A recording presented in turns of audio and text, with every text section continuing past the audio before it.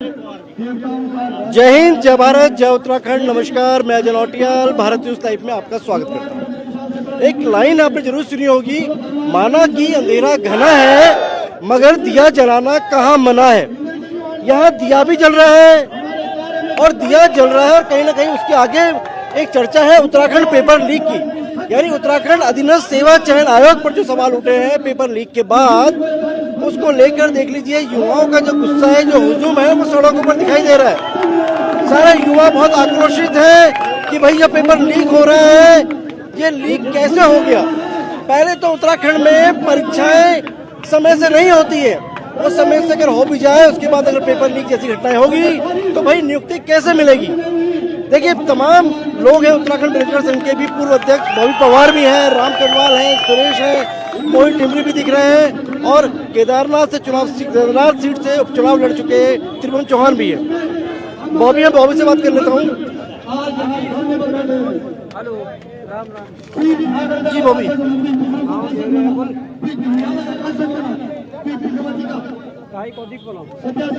बॉबी का भी लग रहा है कोई फोन आ गया, बॉबी फोन पे लगे हैं, मैं आपसे समझ लेता हूँ क्या है। यहाँ पर जो सरकार के द्वारा जो है जिस प्रकार से तानाशाही करी जा रही है धामी सरकार के द्वारा बेरोजगार बच्चों के साथ जो पेपर लीक करवाकर जो जिस तरीके से छल किया जा रहा है, बहुत ही दुर्भाग्यपूर्ण है और बहुत ही निंदनीय है। इसका हम लोग जो है बहुत ही जोर शोर से जो है घोर विरोध करते हैं और जिस स्तर तक भी हम लोगों को जाना पड़ेगा उस स्तर तक जो हम छात्रों के साथ मिलकर इस लड़ाई को, इस संघर्ष को लड़ेंगे और आगे हमारे बॉबी भाई हैं, जैसा भी रहेगा दिशा। बॉबी से बात कर लेते हैं। बॉबी, एक वो लाइन आपने जरूर सुनी राजनीति में जो बीजेपी अक्सर अपनी लाइफ में डाल देती है कि माना कि अंधेरा घना है मगर दिया जलाना कहाँ मना है। मैं देख रहा हूँ पीछे दिया भी जल रहा है और सुबह से आप लोग एकजुट हैं। अमूमन हम देखते हैं प्रदर्शन घंटे 2-3-4 घंटे में खत्म हो जाते हैं। अमूमन यही परिपाटी रही है, पुलिस सांकेतिक गिरफ्तारी करती है फिर छोड़ देती है। हम देख रहे हैं कि सुबह से आप लोगों ने बिल्कुल एक खूंटा काट लिया है। तो ये लड़ाई कितनी लंबी चलने वाली है और लड़ाई किस बात की है? वो पॉलिटिकल दलों के पॉलिटिकल रैलियां होती है जो 2-3 घंटे के लिए होती है। ये उन युवाओं का संघर्ष है जिन युवाओं ने वर्षों से मेहनत की है और उनके मेहनत पर पानी फिरने का काम जो किया, ये वो युवा है। इसलिए संघर्ष तब तक चलेगा जब तक इन युवाओं को न्याय नहीं मिल जाता। सरकार कह रही है कि हाकिम सिंह को दोबारा पकड़ लिया है और जो आपने जिसका नाम लिया था, जो एक नाम आपने लिया था पंकज गौड़ नकल को लेकर, उनको भी भाई गिरफ्तारी आपने करवा दी है। तो अब क्या विषय बच जाता है? हाकिम सिंह और पंकज जी तो पहले दिन पकड़े गए, दूसरे दिन पेपर कैसे बाहर आ गया? क्या स्ट्रेटेजी है? हाकिम सिंह अंदर और पेपर बाहर। कितने हाकिम है, इस बात को देखना पड़ेगा। कितने हाकिम इस यहाँ पर है, कितने वो लोग हैं जो पेपर आउट कर रहे हैं, उनका तह तक जाना पड़ेगा और इसके लिए सीबीआई जांच एक रास्ता बचता है। उत्तराखंड में लगातार पेपर लीक हो रहे, तो सीबीआई को सौंपने में क्या दिक्कत है? पिछली बार हाकिम सिंह को जब पकड़ा गया तो नकल रोधी कानून नहीं था। आप लोग कहते हैं कि भाई हमने प्रेशर बनाया, उसके बाद नकल रोधी कानून भी आया। क्या लगता है नकल रोधी कानून काफी है हाकिम सिंह को इस बार जेल में डालने के लिए? नहीं, देखिए, नकल रोधी कानून है, ठीक है, पर नकल रोधी कानून हम तब मानते हैं जब कोई उससे डरे, जब उसका उस चीज का भय हो। वो तो दिख नहीं रहा ना। तमाम प्रकार की चीजें, तमाम अनियमितताएं सेंटरों पर आई है, उस चीज की जिम्मेदारी कौन लेगा? आयोग लेगा, पूरी तरीके से आयोग का फेलियर है। सरकार लेगी, पूरी तरीके से सरकार का फेलियर है। या पुलिस प्रशासन लेगा, पुलिस प्रशासन का पूरे चूक है इसमें सुरक्षा की। तो तमाम प्रकार की चीजें हैं। अब एक रास्ता बचता है, सीबीआई जांच हो, मुख्यमंत्री धामी उत्तराखंड बेरोजगार संघ के डेलीगेशन को बुलाएं, उनसे वार्ता करें, उनकी जो मांगे उन्हें पूरा करें। उत्तराखंड अधीनस्थ सेवा चयन आयोग के जो अध्यक्ष हैं जीएस मर्तुलिया, उनका स्टेटमेंट आता है, वो कहते हैं भाई ये लग रहा है कि लेकिन ऐसा कुछ पेपर लीक नहीं हुआ है, वो सिरे से खारिज कर रहे हैं। देखिए, वो पेपर लीक की डेफिनेशन बता दें, परिभाषा बताएं। क्या बताइए परिभाषा? वो बताए ना कि पेपर लीक होता क्या है। अगर 3 पन्ने यहाँ से बाहर आए जो हमारे पास पहुंचे, हो सकता है कुछ ऐसी चीजें जो हम तक नहीं पहुंची हो। और हर बार जब भी ये भर्ती घोटालों में उजागर हुए, तब हमारे माध्यम से, बेरोजगार संघ के माध्यम से, तब ये चीजें जो हमारे पास पहुंची उसके माध्यम से उजागर हुआ। और जो चीजें हम तक पहुंचती नहीं है उस पर तो खेल चल ही रहा है। मुझे ये चीज बताइए कि आम दर्शकों के लिए जो देख रहे होंगे इस तरह की घटना है, क्योंकि जो बहुत सारे ऐसे लोग भी हैं जो शायद एग्जाम नहीं दे रहे हैं, उस पीढ़ी के हैं लेकिन वोटर हैं, उनको समझाइएगा कि इस तरह के जो पेपर लीक होते हैं इससे हमारे उत्तराखंड की जो ग्रोथ है उस पर क्या असर पड़ रहा है? देखिए, असर ये किसी व्यक्तिगत मुद्दा नहीं है किसी का। हर एक युवा का मुद्दा है, हर एक अभिभावक का मुद्दा है, हर एक परिवार का मुद्दा है। इस मुद्दे पर सबको साथ आना चाहिए, युवाओं के लिए खड़ा होना चाहिए और युवाओं को न्याय कैसे मिले इस पर विचार करना चाहिए, इस पर कोशिश करनी चाहिए। आप लोग क्या देश की राजधानी दिल्ली में भी, क्योंकि आपने यहाँ खूब प्रदर्शन करके देख लिए, लेकिन लगता है कि क्या ये प्रदर्शन दिल्ली में भी होना चाहिए? अगर ये नहीं मानेंगे तो दिल्ली में भी होगा और होना भी चाहिए। देश की राजधानी है, अगर ये नहीं मानते तो वही सुनवाई होगी। देख लीजिए सब प्रदर्शन भी चल रहा है और बिल्कुल गाने भी चल रहे हैं ताकि इसको लंबा खींचा जा सके। यहाँ पे बने हुए देख लीजिए तमाम। आपने भी एग्जाम दिया था क्या? हाँ एग्जाम दिया था। किस चीज का एग्जाम दिया था? यही वाला जो वीडियो का था। कैसा गया था एग्जाम? एग्जाम तो ठीक ही था, पर अब लीक हो गया है पेपर, तो ऐसे लग रहा है कि होगा कि नहीं होगा। अगर हमारे 75 नंबर भी आते हैं फिर भी सस्पेंस है कि होगा कि नहीं होगा, क्योंकि पेपर बाहर आ गए ना, लीक हो गया। अब अपनी तैयारी पे भी शक होने लग गया है कि हमको इतना ऊपर लेवल का पढ़ना पड़ेगा जिसमें 200-300 सीटें ऑलरेडी बिकी हुई है, फिर हम 200-300 में फाइट करेंगे। तो पेपर की पारदर्शिता भंग हुई है ऑलरेडी। और एक स्टेटमेंट में खुद ही पुष्कर सिंह धामी जी ने बोला था कि अगर थोड़ी सी भी अगर त्रुटि पाई जाती है पेपर में तो उसके बाद हम डायरेक्ट पेपर को कैंसिल कर देंगे कि। तो नकल विरोधी कानून के तहत उन्होंने कहा था ये, तो पेपर अब कैंसिल होना चाहिए। पेपर कैंसिल, जब पारदर्शिता भंग हो गई है पेपर की तो पेपर बिल्कुल कैंसिल होना चाहिए अब, और दोबारा नई डेट देनी चाहिए 1 महीने के अंदर, और दोबारा से पेपर करवाना चाहिए। बस बाकी हमको कुछ लेना देना नहीं है इससे। जी देखिए बारिश की रिमझिम फुहार भी चल रही है, देख लीजिए बारिश भी है। बारिश भी कहीं ना कहीं कुछ खलल नहीं डाल रही है। पूरी व्यवस्थाएं हैं, मैं पीछे दिखाऊंगा, यहाँ दिखा दे मेरे कैमरा सहयोगी। यहाँ गद्दे भी लग गए हैं, रात को सोने के लिए गद्दे भी तैयार हैं। यानी पूरा खूंटा गाड़ लिया है कि भाई जब तक न्याय नहीं मिल जाता हार नहीं मानेंगे, पीछे हटने वाले नहीं हैं। पीछे मैं कहूँगा कैमरा सहयोगी से दिखा दें जूम करके, पुलिस के जवान भी है। सुबह तक पुलिस भारी मात्रा में मुस्तैद थी, लेकिन पुलिस के जवान भी है। देखिए ये भी कहीं ना कहीं अपडेट दे रहे हैं, कहीं ना कहीं अपने बॉसेस जो हैं इनके, वो इनसे अपडेट ले रहे होंगे। ये कहीं ना कहीं हाल बता रहे होंगे कि भाई क्या चल रहा है। पीछे गद्दे हैं और देखिए ये परेड ग्राउंड है पीछे। देखिए खाने का ये भी आ गया है, बड़ा स्लिप हो रहा है मामला। ये देखिए खाने के कनस्तर भी, ये सब चीज़ें आ गई हैं। खाने की व्यवस्था है, पूरी ये व्यवस्था है कि भाई खूंटा गाड़ दिया है, हटेंगे नहीं, हटेंगे नहीं। बिल्कुल सर, हम लोगों ने सारी व्यवस्था करी है। बहुत जल्द हम तिरपाल में डालो, चाहे बारिश आए तूफान आए, परंतु जो हमारी मांग गाने भी चल रहे हैं। बिल्कुल गाना चल रहा है। गाना कौन सा चल रहा है? धामीरे समझ ही होंगे आप, धामीरे। मैं समझा नहीं, आप समझा दीजिए। बिल्कुल धामी जी से हम निवेदन कर रहे हैं कि आप आइए और युवाओं की सुनिए। धामी था, ये था बदल गया था शायद, पवन सेमवाल का गाना है ये। जी बिल्कुल। क्या लग रहा है? नहीं थपरा यूके ट्रिपल एससी? नहीं बिल्कुल, ना तो आयोग अपनी उसमें आ रहा है, ना तो मुख्यमंत्री जी। सबसे जो मेन कारण है भाई, आप लोग क्या चाहते हो? बार बार जो पेपर लीक हो रहा है, हमारा सीधा सवाल है मुख्यमंत्री से क्यों हो रहा है? इसके पीछे जो राज है क्या है? क्या आपके अपने लोग हैं? बिल्कुल। आपके अगर सरकार, क्या लगता है सरकार ये तो नहीं कह रही कि पर्दे में रहे तो पर्दा ना हटाओ, पर्दा जो हट गया तो सब? बिल्कुल, जो पर्दा है इन्होंने लगाया। क्या पर्दे हटाने की जिम्मेदारी केवल बेरोजगार संघ की है? तमाम इन युवाओं की है जो यहाँ। मोहित की भी जिम्मेदारी, मोहित को भी लगता है, मोहित की भी जिम्मेदारी है भाई, मोहित की भी जिम्मेदारी है। जो वो गीत है ना बॉलीवुड का, बड़ा गीत मशहूर हुआ, पर्दे में रहने दो पर्दा ना हटाओ। पर्दा जो हट गया तो क्या हो जाएगा मोहित? भेद खुल जाएगा। तो भेद तो खुल चुका है। ये मांग आज से बेरोजगार नहीं कर रहे हैं, लंबे समय से यही मांग रही है सीबीआई जांच हो, ताकि जितने भी ये इस गोरख धंधे में शामिल लोग हैं वो सलाखों के पीछे हो सके। मुझे पीछे गद्दे देख रहे हैं, क्या है? कोई शादी वादी हो रही है ऐसा लग रहा है जैसे होती है। देखिए युवाओं ने ठान लिया है, जब तक सीबीआई जांच नहीं हो जाती है, दोषियों को सजा नहीं मिल जाती है, तब तक अब युवा साथी यहीं सड़क पर, चाहे बारिश हो चाहे तूफान आ जाए, यहीं धरने पर बैठे रहेंगे। मुख्यमंत्री जी से हमने कहा आप मौके पर आइए, अपने युवाओं के दर्द को समझिए। आपके अंदर इतना नैतिक साहस होना चाहिए कि युवा सड़कों पर हैं, अपने अधिकारों के लिए, अपने बेहतर भविष्य के लड़ रहे हैं।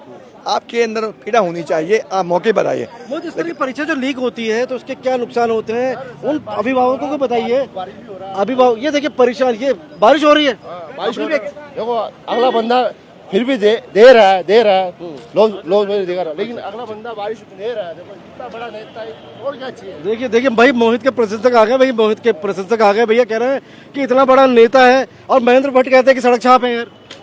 देखिए जो सड़क छाप, उसी पे आते हैं। जो व्यक्ति सड़क छाप कह रहा है ना, उस व्यक्ति को सड़क पर इस जनता ने नहीं लाया। लेकिन सड़क छाप सड़क पे उतरा कह रहा हूँ लड़ाई लड़ने के लिए। सड़क छाप जिस जनता का ना, हाँ। महेंद्र भट्ट ने उत्तराखंड की नहीं, जनता नेताओं को भी कहा सड़क छाप, जिसको भी लेकिन सड़क वो- छाप का हाँ। 2027 में महेंद्र भट्ट जी खुद सड़क पर होंगे, मैं आपको बता रहा हूँ, खुद सड़क पर होंगे। जो सड़क छाप कह रहे हैं ना, ये खुद सड़क पर होंगे। और तब ये जो इन्होंने इस राज्य की जनता को कभी माओवाद कहा, कभी सड़क छाप कहा, तब इनको इसका पश्चाताप होगा कि मुझसे बड़ी गलती हुई है।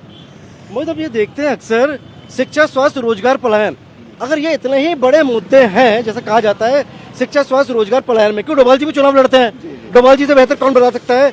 लेकिन शिक्षा, स्वास्थ्य, रोजगार, पलायन पे क्या वोट पड़ता है? क्योंकि ये दुर्भाग्य कहा जाता है उत्तराखंड का कि 25 साल अभी रजत जयंती मना रहे होंगे नवंबर में, ठीक है डोभाल जी?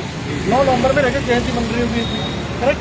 9 नवंबर में बनेगी डोभाल जी? बिल्कुल 9 नवंबर को बनेगी, खूब ढोल नगाड़े बजेंगे, खूब गाने बजेंगे।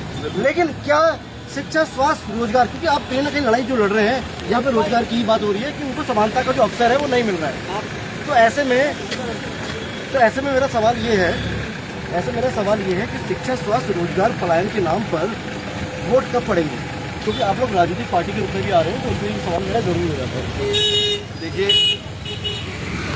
अभी जो हम संघर्ष कर रहे हैं, हमारा संघर्ष इस राज्य को बचाने का संघर्ष है। इन 25 सालों में भारतीय जनता पार्टी ने, कांग्रेस ने, दोनों राष्ट्रीय पार्टियां सत्तासीन रही।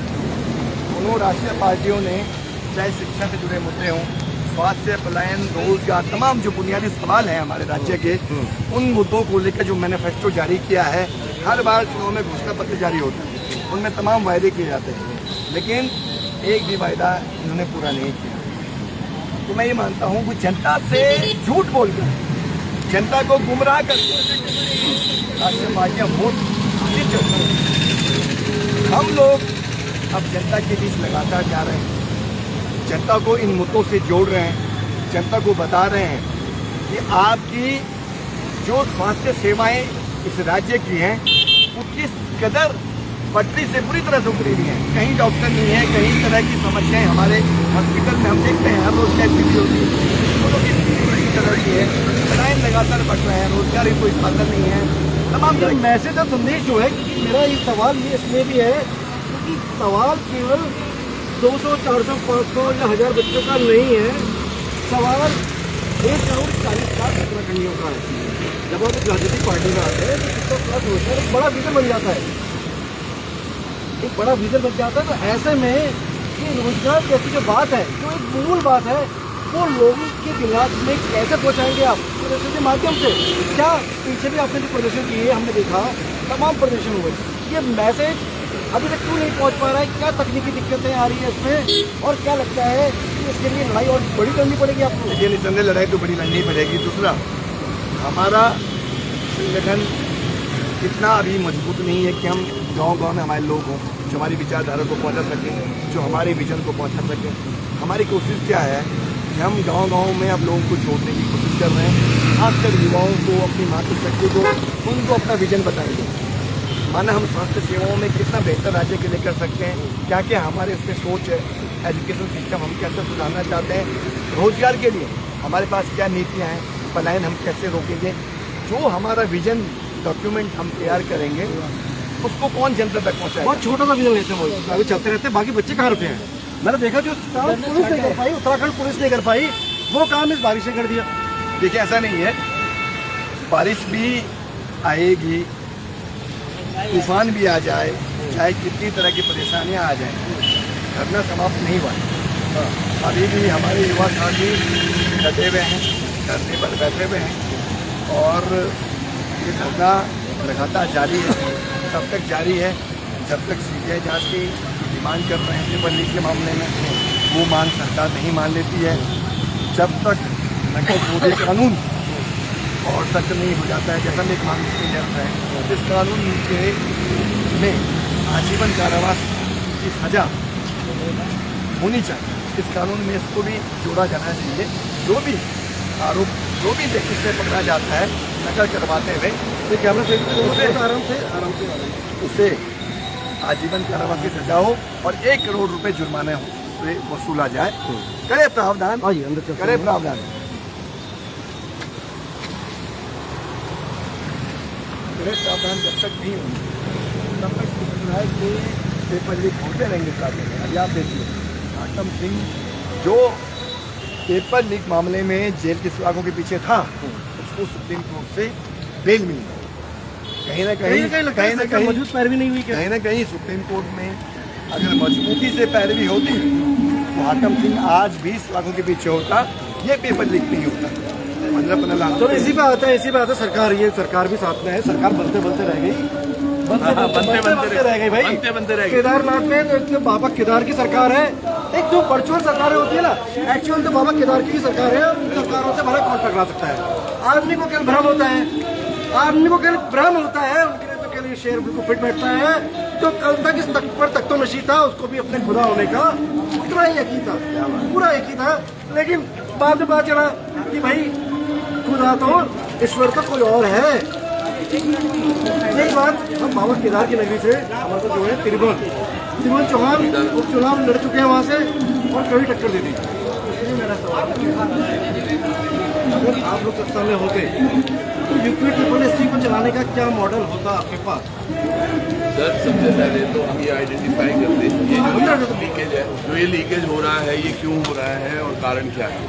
ठीक है, अब तक की ये तमाम जो चीज़ें हो रही है, कवायद हैं, ये केवल उन तंत्रों को या उन पेपर माफियाओं को खुश करने के लिए कर रहे हैं। आम जनता के लिए अगर सोच के किया जाए तो शायद ये होगा ही नहीं। Online could be one medium जहाँ से शायद पेपर लीक होने का चांस है। हाँ कोई बात नहीं कर लेंगे।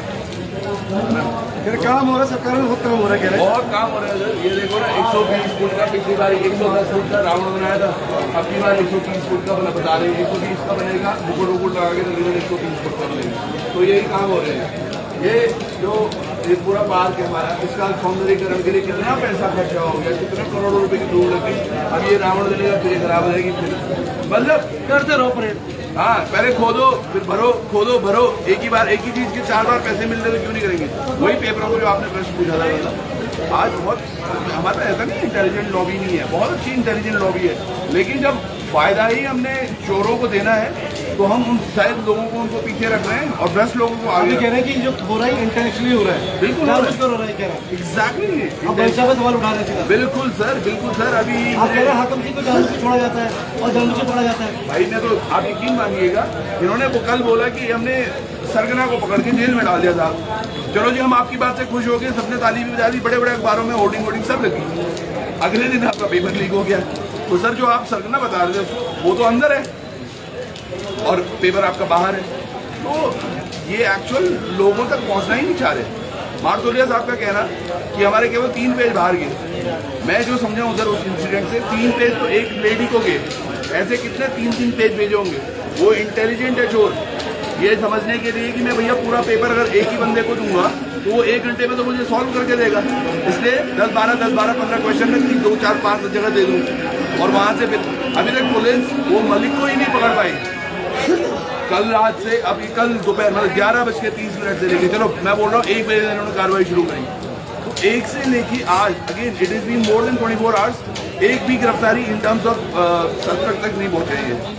उनका मोबाइल नंबर नहीं चल रहा, कुछ नहीं चल रहा। तो मतलब आप जो बोल रहे मनसा, ये मनसा इनकी ये है। अच्छा, आज यूपीडी की तरफ से वीडियो डाला गया और उन्होंने एक शब्द जाहिर किया कि भाई आपको किसी को पकड़ा गया, एक भाषा के साथ पकड़ा जाता है ताकि जो आंदोलन बड़ा होता है, कहीं ना कहीं आंदोलन बिखर गया।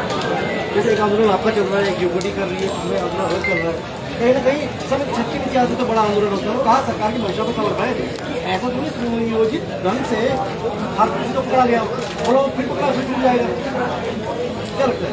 देखिए, उनके बयान को तो मैं आधार नहीं मानता।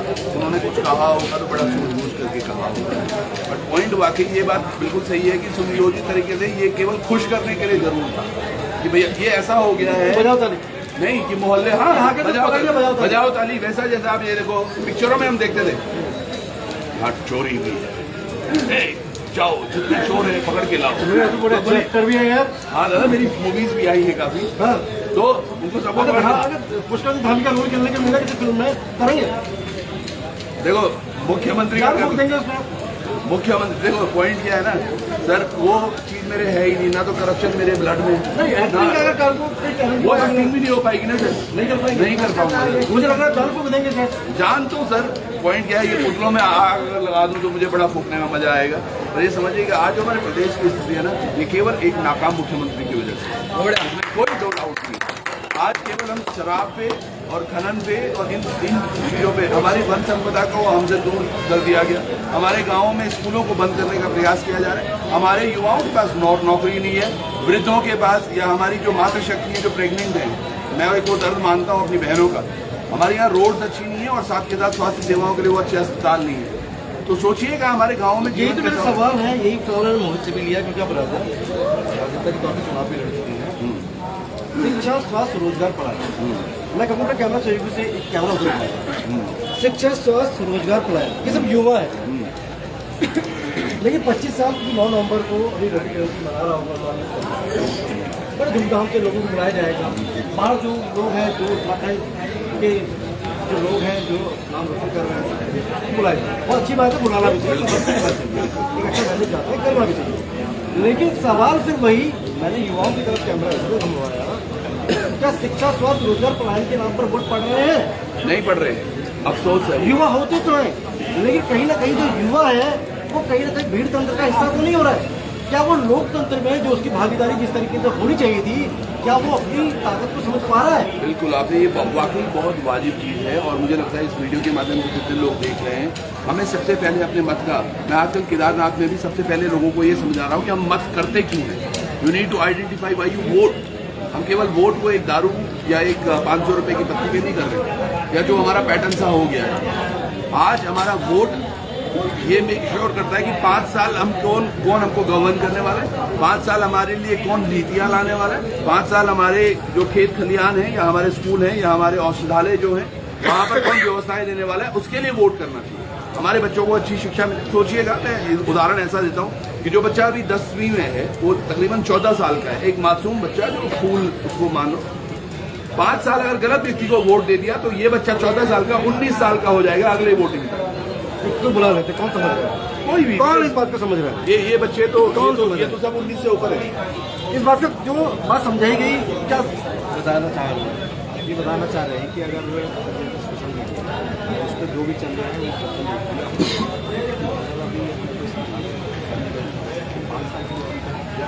5 साल के बाद अपडेट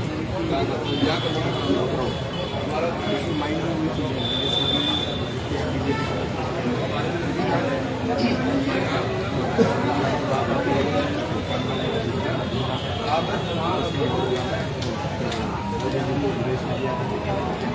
इस तरीके से होगा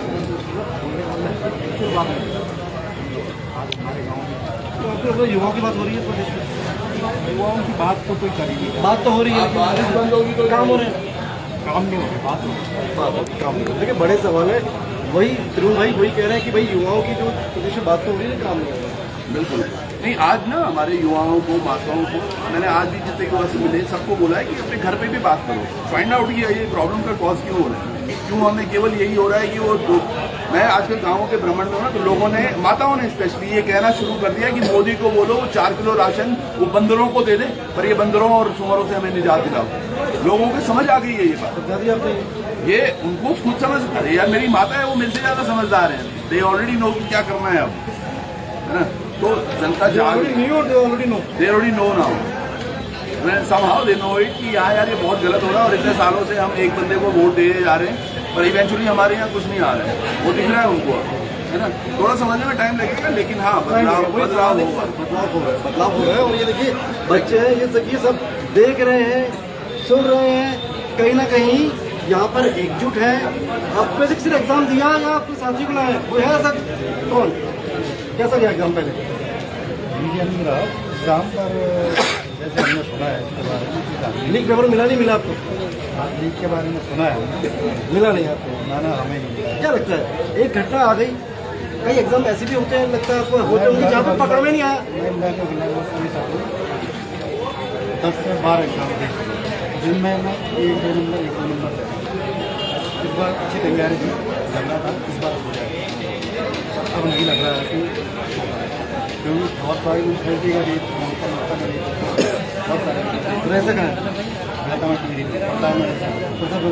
और यहाँ करीमपुर में पढ़ रहे हैं आप करीमपुर में रह रहे हैं घर से कितना पैसा भेजते हैं घर वाले ऐसे 3-4 हज़ार रुपये आते हैं उसी में रहना कितने साल से पैसा लगा देंगे सर। पैसा देखो मैं यहाँ पे जब वैकेंसी नहीं आती तो प्राइवेट भी किया मैंने यहाँ प्राइवेट किया था, लेकिन पिछले 7-8 महीने से मैंने प्राइवेट छोड़ दिया था। मैंने घर वालों को बोला कि कम से कम एक दो बार खर्चा दे दो, उसके बाद जब वैकेंसी जब उसके बाद पेपर हो जाएगा तो उसके बाद मत देना। लेकिन सर यहाँ घर वाले ही बोलते बेटा कितना कितना गोली सर घर वालों ने हाँ, उन्हें थोड़ी पता है कि क्या चल रहा है। आज सुबह ही भेजा था सर कि बेटा प्राइवेट ढूंढ ले, इसकी चक्कर में मत पड़ और इतना खर्चा नहीं हो पाएगा। ये दर्द है, ये मैं दर्द बता देता हूँ। मेरे पीछे ये करणपुर है।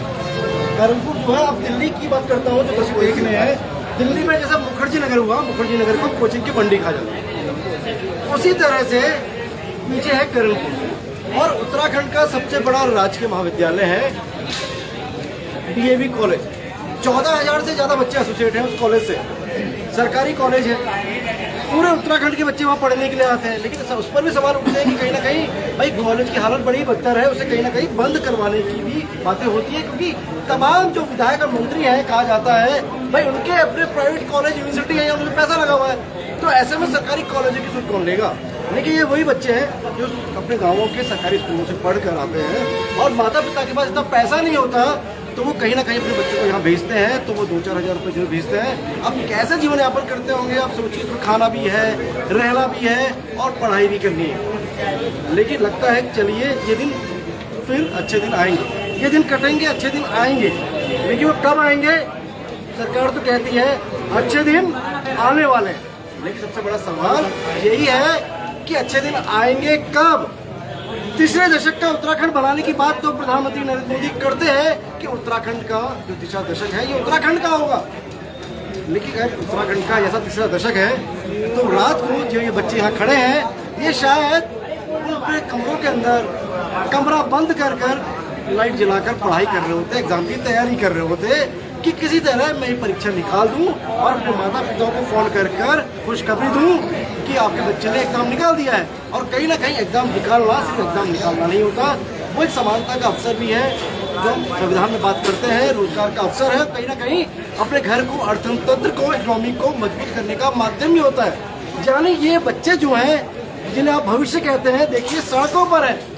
यानी मैं कहूँगा उत्तराखंड का जो भविष्य है वो भी सड़कों पर नजर आ रहा है मुझे। और ये अपने परिवार की रीढ़ की हड्डी है। जब रीढ़ की हड्डी इस तरह से होगी तो एक आदमी तो अधमरा होकर गिर पड़ेगा। सरकार को सोचना होगा, सरकार को सोचना होगा कि ये ओझा है तो ये जंगली है, इस ओझा को ये